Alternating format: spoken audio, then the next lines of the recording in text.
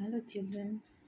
This is the first chapter of Footprints, a Triumph of Surgery. Okay, I'm going to explain. Listen to me. Open your book. I was really worried about Tiki this time. I had pulled up my car when I saw him in the street with his mistress, and I was shocked at his appearance. He had become ugly fat, like a bloated sausage with a leg at each corner. His eyes, bloodshot and rheumy, stared straight ahead and his tongue lolled from his jaws. इस बार मैं टिकी के बारे में वास्तव में बहुत चिंतित था जब मैंने उसे गली में अपनी मालकिन के साथ देखा। मैंने अपनी कार रोक ली थी। I had pulled up my car when I saw him in the street with his mistress and I was shocked at his appearance. और मैंने कार रोक ली थी और उसके बाहरी रूप को देखकर मैं बहुत सदमे में था, है ना। He had become Hooghly fat, वो जो था बहुत अधिक मोटा हो गया था और एक फूले हुए मसालेदार गोश्त के लंबे टुकड़े के समान, जिसके हर कोने पर एक टांग लगी हो। उसकी खूनी और पानी से भरी हुई आंखें सीधे सामने देख रही थीं और उसकी जीभ उसके जबड़े से लटक रही थी। Stared straight ahead and his tongue lolled from his jaws. Mrs. Pumphrey hastened to explain. He was so listless, Mr. Harriot. He seemed to have no energy. I thought he must be suffering from malnutrition. तो श्रीमान Harriet Shrimati पॉम्फ्रे ने बहुत जल्दी से अपनी बात को स्पष्ट करते हुए कहा कि श्रीमान हैरियट वह इतना निरुत्साह हो गया था, ऐसा लगता था मानो उसमें कोई ताकत नहीं बची थी। मैंने सोचा कि वह कुपोषण का शिकार हो गया है ना, exchange with malnutrition. So I have been giving him some little extras between meals to build him up, some malt and cod liver oil and a ball of Horlicks at night to make him sleep. Nothing much really. और इसीलिए मैंने सोचा कि जब वो कुपोषण से पीड़ित है तो मैं उसको भोजन के बीच बीच में कुछ और अतिरिक्त खाना दे रही थी, है ना, या दे रही हूँ, ताकि वो ताकतवर बन सके। और थोड़ी जौ और कॉड लिवर का तेल और हॉर्लिक्स से भरा हुआ एक कटोरा रात को उसे सुलाने के लिए। वास्तव में कुछ नथिंग मच रियली, कुछ अधिक नहीं है। And did you cut down on the sweet things as I told you? तो उन्होंने पूछा कि और तुमने मीठी चीज़ें को हटाया जैसा मैंने कि कहा था, है ना। जब वो बोली कि मुझे ऐसा लगा कि ये बहुत कमज़ोर हो गया है, मालन्यूट्रिशन का शिकार हो गया, तो मैं उसे एक्स्ट्रा खाना देने लगी। तो उन्होंने पूछा और जैसा कि मैंने आपसे कहा था कि आपने उसकी खाने की मीठी चीज़ों में कमी की। ओह, तो वो क्या बोलती हैं, oh I did for a bite, मतलब हाँ मैंने थोड़ी कटौती की। But he seem to be so weak I had to relent. लेकिन उन्होंने पूछा कि खाने की चीज़ों में मैंने कटौती करने के लिए कहा था, तो क्या तुमने किया? तो उन्होंने कहा कि हाँ मैंने किया, लेकिन वो इतना कमज़ोर लग रहा था कि मुझे छूट देनी पड़ी। He does love cream cakes and chocolate so I can't bear to refuse him. उसे चॉकलेट और क्रीम केक बहुत पसंद है और मैं उसे देने से मना नहीं कर पाई। I look down again at the little dog. मैंने फिर से उसे उस छोटे कुत्ते को की तरफ देखा। दैट वाज द ट्रबल, वो परेशान था। टिकीज ओनली फॉल्ट वाज ग्रीड। उसकी जो है सबसे बड़ी जो परेशानी थी वो यही थी कि वो थोड़ा लालची हो गया था। He had never been known to refuse food. वो खाने के लिए कभी कुछ मना ही नहीं करता था। He would tackle a meal at any hour of the day और night and I wondered about all the things Mrs. Pomfrey hadn't mentioned. वो खाने की चीज़ के लिए कभी मना नहीं करता था। दिन या रात किसी भी समय वह खाना खा सकता था, और मैं उन सारी बातों के विषय में सोच रहा था जिसके बारे में श्रीमती पंफ्रे ने नहीं किया था। hadn't mentioned. Are you giving him plenty of exercise? क्या आप इसको बहुत सारे व्यायाम करवाती हैं, है ना, कसरत करवा रही हैं, आप उससे बहुत सारी कसरतें करवा रही हैं। Well, he was his little walk with me, as you can see, but Hawkins the gardener was being drawn with lumbago, so there has been no rain throwing lately. अच्छा, जैसा कि आप देख सकते हैं वो मेरे साथ थोड़ी सी चहलकदमी वॉकिंग करता है, लेकिन माली हस्बिन कमर की मांसपेशियों के दर्द से पीड़ित हो गया है, अतः कुछ दिनों से रिंग फेंकने की कसरत नहीं हो पा रही है। I tried to sound severe. Now I really mean this. If you don't cut his food right down and give him more exercise, he is going to be really ill. You must harden your heart and keep him on a very strict diet. तब उन्होंने कहा कि मैं बहुत ज़ोर से कह रहा हूँ, और मेरा यही मतलब है कि इसके खाने में अगर अभी इसी वक्त कमी नहीं की गई और इसे बहुत ज़्यादा एक्सरसाइज नहीं कराया गया तो यह जल्दी ही बीमार होने वाला है।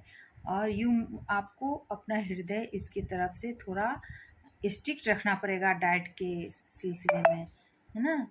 डाइट को लेकर आपको इसका जो हृदय आपका अपना जो हृदय है उसको थोड़ा कठोर करना पड़ेगा। मिसेस पम्फ्री रंग her hands. Oh I will mister Harriet. तो मिसेस पम्फ्री जो हैं, श्रीमती पम्फ्री जो हैं, वो अपने हाथों को मरोड़ कर कहती हैं, ओह श्रीमान हेरियट, मैं अवश्य करूँगी। I am sure you are right, but it is so difficult, so very difficult. मैं जानती हूँ आप सही हैं, लेकिन यह बहुत कठिन है, बहुत कठिन। She said of head down along the road as he determined to put the new regime into practice immediately. वो सड़क के सहारे सिर नीचा किए यूं चल दी जैसे कि नई व्यवस्था को तुरंत लागू करने के लिए वो कृत संकल्प हो। I watched their progress with growing concern. Tricky was tottering along in his little tweed coat. He had a whole wardrobe of these coats for the cold weather and a raincoat for the wet days. He struggled on, drooping in his harness. I thought it wouldn't be long before I heard from Mrs. Pumphrey. तो मैंने उनको बहुत चिंता के साथ आगे जाते हुए देखा। ट्रिकी जो है वो अपने छोटे ट्वीड कोट में लड़खड़ाते हुए चल रहा था। उसके पास ऐसे कोटों की एक पूरी अलमारी थी। उसमें ठंडे मौसम के लिए, बारिश के दिनों के लिए एक बरसाती कोट। वह अपने और पट्टे और चेन के बोझ तले संघर्ष करता हुआ चल रहा था। मैंने सोचा कि श्रीमती पोम्फ्रे से कोई समाचार आने में अधिक वक्त नहीं लगेगा, और I thought it would be long before I heard Mrs. Pumphrey. The expected call within a few days. Mrs. Pumphrey was distraught. Tricky would eating nothing, refused even his favorite dishes, and panting, didn't want to go for walks, didn't want to do anything. और जैसा कि मुझे अनुमान था कि जल्द ही call आएगा, है ना, तो वो आ गया। और पम्फ्रे जो थी वो बहुत अधिक चिंतित थी, क्योंकि जो ट्रिकी था वो कुछ नहीं खा रहा था, यहाँ तक कि वो अपनी मनपसंद चीज़ें भी खाना छोड़ दिया था, उससे भी वो मना कर रहा था। He had bots of vomiting, और उसे कुछ नहीं खाया था, और जितने भी प्यारे व्यंजन है सबको मना कर दिया, और उसे उल्टी के दौर चल रहे थे, बहुत उल्टियाँ कर रहा था। वो अपना पूरा वक्त हाँफते हुए एक कालीन पर लेटकर बिताता था। वह सैर के लिए भी नहीं जाना चाहता था, कुछ भी काम नहीं करना चाहता था। He spent all his time lying on a rug. मतलब वो पूरा वक्त जो है वो उल्टी कर रहा था और कालीन पर लेट कर बिताता था। सैर के लिए नहीं जाता था और कुछ भी काम नहीं करना चाहता था. Didn't want to do anything.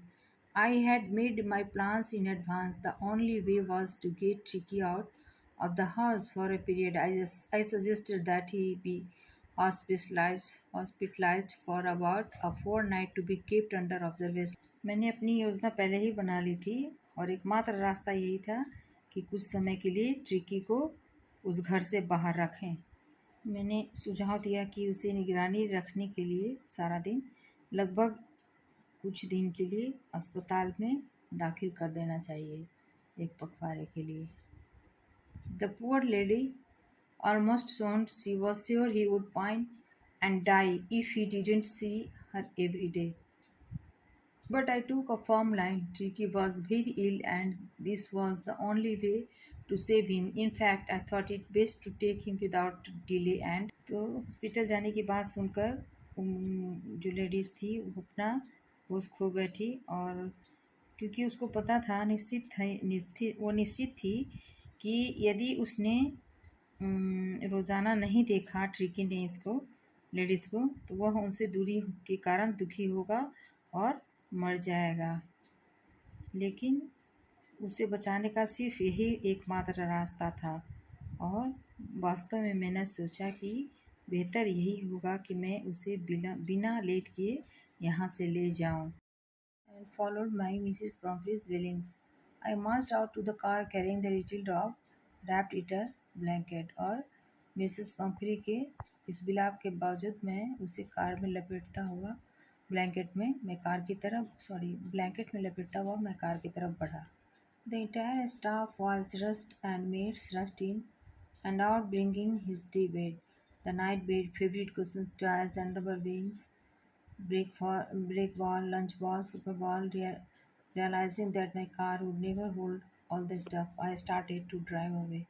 As I moved, as As I moved off, Mrs. Pumphrey, with her despairing cry, threw an armful of the little coats through the window. I looked in the mirror before I turned the corner of the drive. Everybody was in tears.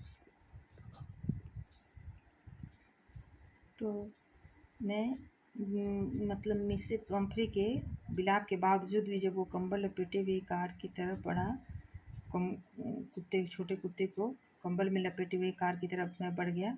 सभी कर्मचारी जो थे, staff, वो active हो गए और नौकरानियाँ उनका दिन का बिस्तर, रात का बिस्तर, प्रिय गद्दी, खिलौने, रबर रिंग, नाश्ते का कटोरा, दोपहर के भोजन का कटोरा, रात के भोजन का कटोरा लाते हुए भागदौड़ कर रही थी, यह जानते और समझते हुए कि मेरी कार में सारा सामान कभी नहीं समाएगा. मैंने गाड़ी चलाना शुरू कर दी. जैसे ही मैं चला, श्रीमती पम्फ्रे ने एक निराशा भरी चीख के साथ खिड़की से ढेर सारे छोटे कोट फेंके. रास्ते के कोने में मुड़ने से पहले मैंने शीशे में देखा, हर किसी की आंखों में आंसू थे. Out on the road, I glanced down at the pathetic little animal gasping on the seat of my side. I patted the head, and Tiki made a brave effort to wag his tail. Poor old lad, I said, you haven't kick in you, but I think I know a cure for you. तो वो जो हैं सब जब आँखों में आंसू बहा रहे थे बाहर सड़क पर, मैंने उस दयनीय छोटे पशु की ओर देखा जो मेरी तरफ गद्दी पर बैठकर हाँफ रहा था, मेरे बगल की सीट पे बैठ के हाँफ रहा था. मैंने उसके सिर को थपथपाया तथा टिकी ने अपनी दुम हिलाने का बहुत बहादुर प्रयास किया. बेचारा बूढ़ा लड़का यानी कि कुत्ता. मैंने कहा, तुम में कोई चुस्ती नहीं है, लेकिन मैं सोचता हूँ कि मैं तुम्हारा उपचार जानता हूँ. At the surgery, the household dogs surged around me. Tiki looked down at the noisy pack with dull eyes and, when put down, lay motionless on the carpet. The other dogs, after sniffing round him for a few seconds, decided he was an uninteresting object and ignored him. पशु चिकित्सालय में घर के कुत्ते मेरे चारों ओर उमड़ पड़े.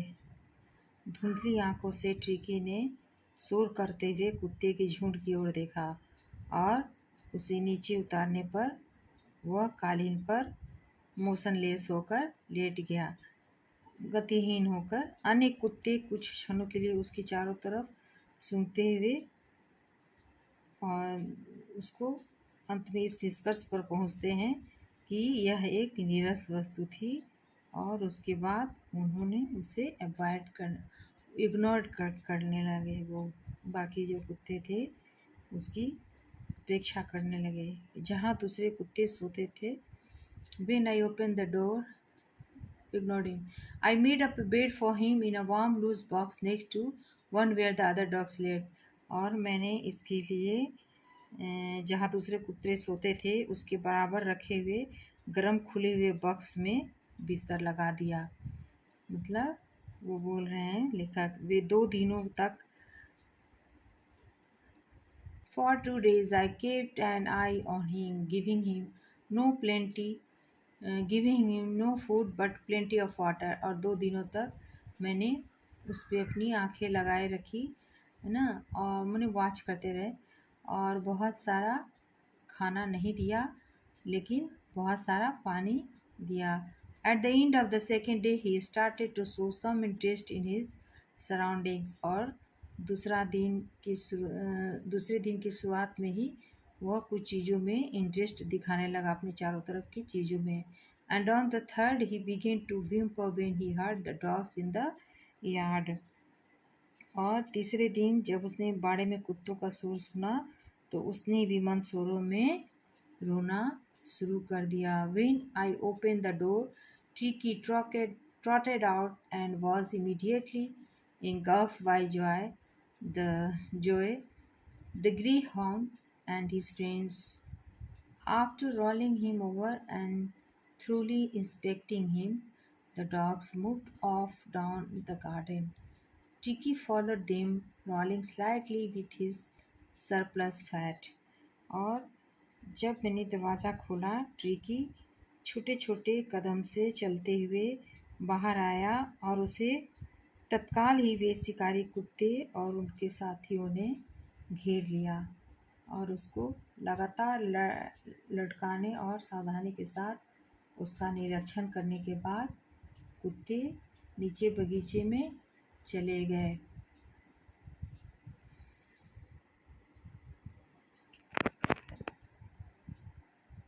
ट्रिकी भी उनके पीछे पीछे गया। Tricky followed them rolling slightly with his surplus fat. वो भी गया किंचित लुढ़कते हुए अपनी अतिरिक्त चर्बी के साथ। Later that day, I was present at feeding time. I watched while Tristan slopped the food into the bowls. There was the usual headlong rush followed by the sounds of high-speed eating. Every dog knew that if he fell behind the others, he was liable to have some competition for the last part of his meal। उस दिन के बाद मैं भोजन खिलाने के वक्त उपस्थित रहता था। जब ट्रिस्टॉन ने खाने को कटोरी में डाला, मैं वह सब देख रहा था और वह हमेशा की तरह हड़बड़ी में थी और उसके बाद तेज गति से खाना खाने की आवाज़ें। हर कुत्ते को पता था कि अगर वह अन्य कुत्तों से पीछे रह गया तो वह अपने खाने के अंतिम चरण में भी थोड़ी प्रतिद्वंदिता होने की कंपटीशन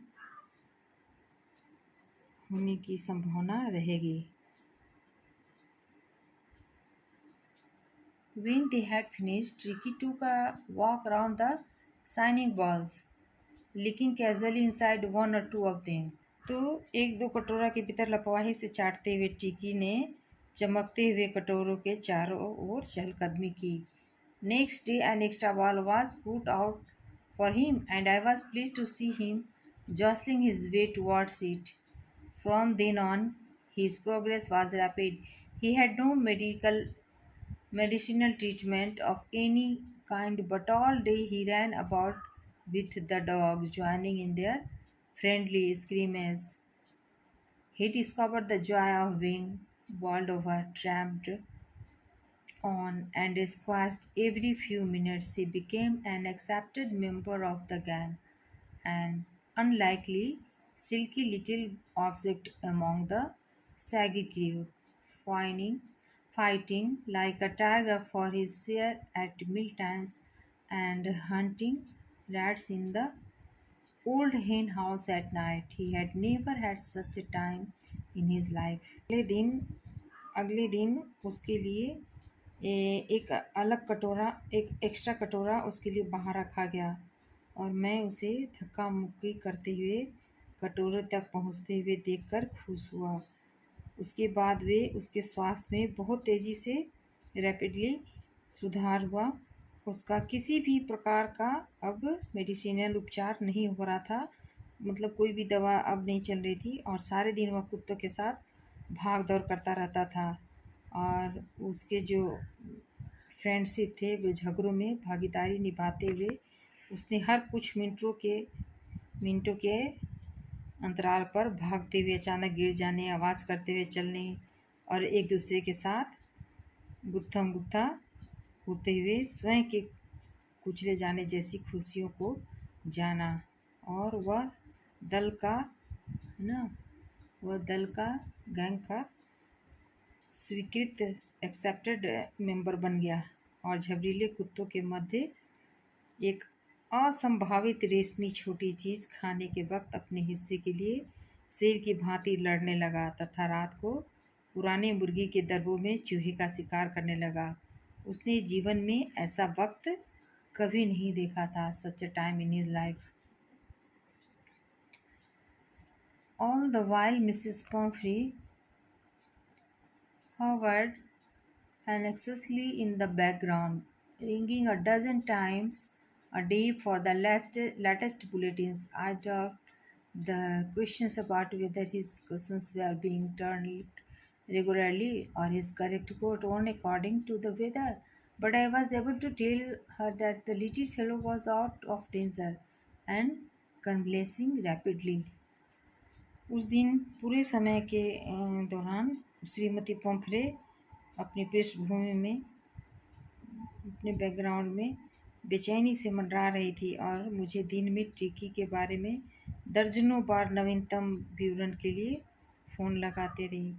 नियमित रूप बदले जाने, मौसम के अनुसार कोट बदल पहने जाने से संबंधित प्रश्नों को पूछा और मैंने उन्हें टाल दिया, लेकिन यह कहने में समर्थ था कि छोटा साथी जो है वो खतरे से बाहर था और शीघ्रता से स्वास्थ्य लाभ कर रहा था। टिकी को स्वास्थ्य लाभ, इस सब को सुनकर श्रीमती पोम्फ्रे को कुछ होने लगता था। But I was able to hear that little fellow was out of danger and convulsing rapidly. लेकिन यह कहने में मैं सक्षम था कि वो खतरे से बाहर था और शीघ्रता से श्वास लाभ कर रहा था। The word convulsing seem to something to Mrs, तो ये श्वास लाभ वर्ड सुनकर उनको कुछ होने लगता था मिसेस पम्फ्रे को। She started to bring round fresh eggs 2 dozen at a time to build up Tricky's strength. For a happy period, my partners and I had 2 eggs each for breakfast. But when the bottles of wine began to arrive, the real possibilities of the situation began to dawn on the household. It was indeed Tricky's blood. Lunch became a ceremonial occasion with 2 glasses of wine before and several during the meal. और टिकी को ताकतवर बनाने के लिए उन्होंने, Mrs Pomfrey ने ताज़े अंडे लाने शुरू कर दिए थे और एक बार में 2 दर्जन। एक सुखद समय अवधि के बाद मेरे साथी और मैं नाश्ते के 2 अंडे लेने गए, किंतु जब शराब की बोतलों का आना शुरू हुआ, पूरे घर भर की स्थिति की वास्तविक संभावना का आभास होने लगा। यह सब ट्रिकी के खून को पुष्ट करने के लिए था। दोपहर का खाना खाने के पहले शराब के 2 गिलासों तथा खाने के दौरान अनेक गिलासों के साथ एक अनुष्ठान जैसा अवसर बन गया था। हमें विश्वास ही नहीं हुआ जब ट्रिकी के शरीर को अंतिम तीक्ष्णता प्राप्त करने के लिए brandy I. We could hardly believe it when the brandy came to put a final ace on Tricky's constitution. For a few nights, the fine speech was rolled around, inhaled and reverently drunk. They were days of deep content, starting well with the extra egg in the morning, improved and sustained by the midday wine, and finishing luxurious round the fire with the brandy. कुछ रातों तक बढ़िया शराब चारों ओर लुटकाई गई, सूंघी गई और श्रद्धापूर्वक पी गई, और वे गहरी संतुष्टि के दिन थे। सुबह में एक अतिरिक्त अंडे के साथ अच्छी तरह से शुरू होते हुए, दोपहर की नियमित शराब के साथ और बेहतर होते हुए, तथा ब्रांडी के साथ आग के चारों ओर विलसित समाप्त होते हुए। It was a temptation to keep Tricky on as permanent guest, but I knew Mrs. Pumphrey was suffering, and after a fortnight felt compelled to phone and tell her that the little dog had recovered and was awaiting collection. Within minutes, about 30 feet of gleaming black metal grew up outside the surgery. The chauffeur opened the door, and I could just make out the figure of Mrs. Pumphrey almost lost in the interior. Her hands were tightly clasped in front of her. Her lips trembled. "Oh, Mr. Harriet, do tell me the truth. Is the really better?" लेकिन यह tricky को एक अस्थायी मेहमान के तौर पर रखना एक प्रलोभन था। लेकिन मैं जानता था कि श्रीमती पॉम्फ्रे कष्ट भोग रही थी, और एक पखवाड़े के बाद मैं उन्हें फ़ोन पर कहने को विवश हो गया कि छोटा कुत्ता जो है वो स्वस्थ हो गया था और अपने आप को ले जाने की प्रतीक्षा कर रहा था। मिनटों में शल्य चिकित्सा कक्ष के बाहर 30 फीट लंबी चमकीली काली गाड़ी आकर रुकी। ड्राइवर ने दरवाज़ा खोला और मैं गाड़ी के भीतर श्रीमती पम्फ्रे की लगभग खोई हुई आकृति को बहुत मुश्किल से देख पाया। उनके हाथ उनके सामने एक दूसरे को कसकर थामे हुए थे। उनके होंठ काँप रहे थे। "ओह श्रीमान हेरियट, मुझे सच बताइए, क्या वह वास्तव में बेहतर है?" "हाँ, वह ठीक है। आपको कार से बाहर निकालने की कोई आवश्यकता नहीं है। मैं जाऊँगा और उसे लेकर आता हूँ." "Yes, he is fine. There is no need for you to get out of the car. I will go and fetch him." मैं जाता हूँ और लेकर आता हूँ। I walked through the house into the garden. A mass of dogs was hurtling round and round the lawn, and in their midst, ear flapping and waving, ears flapping, tail waving, was the little golden figure of Tricky. In 2 weeks, he had been transformed into a large, hard-muscled animal. He was keeping up well with the pack, stretching out in great bounds, his chest almost brushing the ground. और मैं घर में होते हुए बगीचे तक चल कर गया, और कुत्तों का एक झुंड लॉन के चारों ओर तेज गति से चक्कर लगा रहा था। उनके बीच में कान फरफराते हुए, दुम हिलाते हुए ट्रिकी की छोटी सुनहरी आकृति थी। 2 सप्ताह में वह एक लचीले, कड़ी मांसपेशियों वाले जानवर में तब्दील हो गया था। वह कुत्तों के झुंड के साथ कदम से कदम मिलाकर चल रहा था और पैरों को लंबे टगों में पसारते हुए उसका सीना जमीन को छू रहा था। I carried him back along the passage to the front of the house. The chauffeur was still holding the car door open, and when Tricky saw his, उसके बाद मैं उसे वापस गलियारे से होते हुए घर के सामने लाया। ड्राइवर ने अभी तक कार का दरवाज़ा खुला रखा हुआ था। He took off from my arms in a tremendous leap and salted into Mrs. Pumphrey's lap. She gave a startled "ooh," and then had to defend herself as he swarmed over her, licking her face and barking. During the excitement, I helped the chauffeur to bring out the beds, toys, cushions, coats, and balls, none of which had been used. As the car moved away, Mrs. Pumphrey leaned out of the window, tears shone in her eyes. Her lips trembled. "Oh, Mr. Harriot," she cried, "how can I ever thank you? This is the triumph of surgery." और जब टिकी ने अपनी मालकिन को देखा, वह एक बहुत बड़ी छलांग लगाते हुए मेरी बाहों से उतरकर बहुत तेज़ी से सहज भाव से श्रीमती पॉम्फ्रे की गोद में पहुंच गया और वह चौंक कर ओह बोली, और फिर जब उसका चेहरा चाटते हुए और भौंकते हुए उन पर चढ़ गया, उसको अपने आप को बचाना पड़ा। और इस एक्साइटमेंट के दौरान मैंने ड्राइवर को पलंग, खिलौने, कुशन, कोट और कटोरे बाहर में मदद की, जिनमें से किन्हीं का भी उपयोग नहीं हुआ था। जैसे ही कार आगे बढ़ी, श्रीमती पॉम्फ्रे खिड़की से बाहर झुकी। उनकी आंखों में आंसू चमक रहे थे, उनके होंठ कांप रहे थे। ओ श्रीमान हैरियट, वह चिल्लाई, मैं आपको कभी भी कैसे धन्यवाद दे सकती हूँ। यह शल्य चिकित्सा की विजय है। This is the story of Triumph of surgery written by James Herriot.